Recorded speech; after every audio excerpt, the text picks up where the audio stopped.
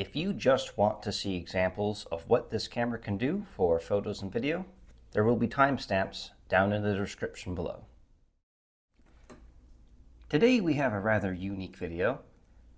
I don't know anything about this camera other than I just picked it up for $5 at the Overflow thrift store. I don't know if it works. I don't know anything about its capabilities.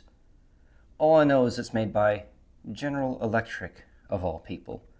So, there's no memory card in it, so we're going to grab one of these 4 gig SDHC cards. Get that in there. Ourselves a couple of AA batteries here. Make sure I've got them lined up correctly.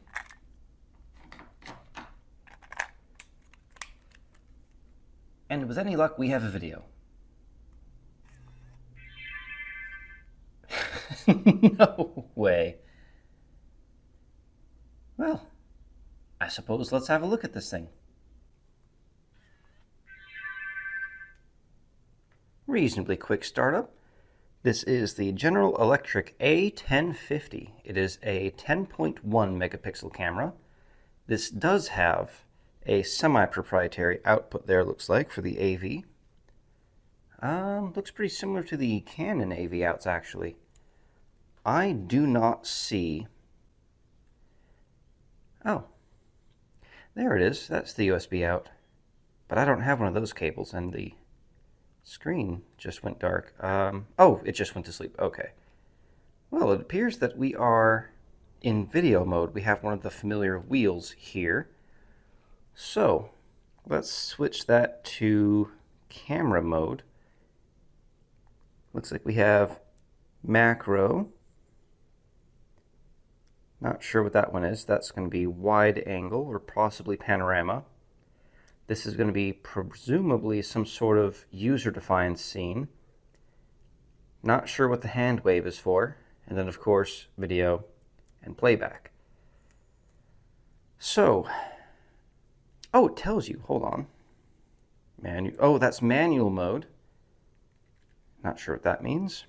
Panorama, I was correct with that. Scene mode. Okay, yeah, that is pretty manually configured there. Stabilization. This has stabilization.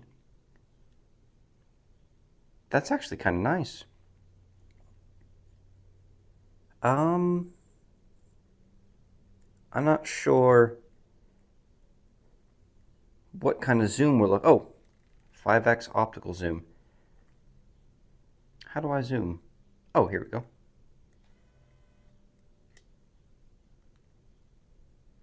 Where is the... Looks like it has trouble focusing. That might just be my studio. At this point, let's go ahead and just take this out and test some pictures.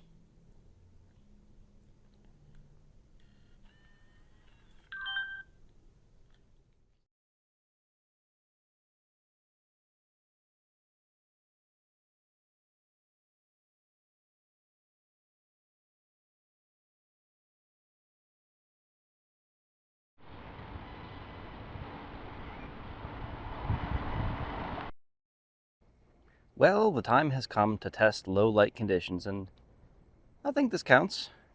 So, let's see what we can do.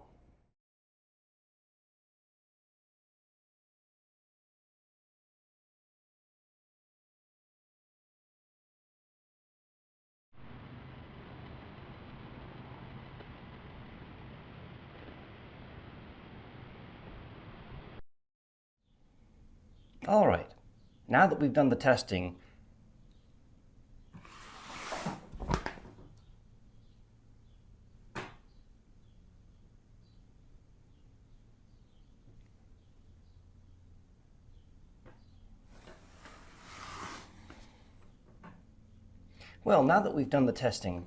what do we actually think of this camera? Well, the truth is I'm pretty impressed, especially for $5 at a thrift store. The low light condition photos leave something to be desired for sure, and the low light video is almost completely unusable.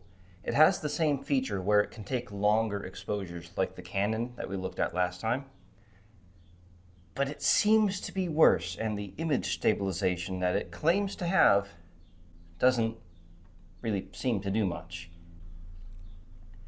Maybe it does. Maybe I'm just a bad photographer. Either way, for daylight, or at least higher light conditions, I'd say this is a pretty good buy. And I found them on eBay for around 20, 30 bucks. So if you've got no other choice, or if you find a good deal like I did, I think it's worth it. If you'd like to see all sorts of behind-the-scenes videos, you can find those on my Patreon, linked down in the description. If you'd like to send us junk to look at, my P.O. Box is also down in the description below.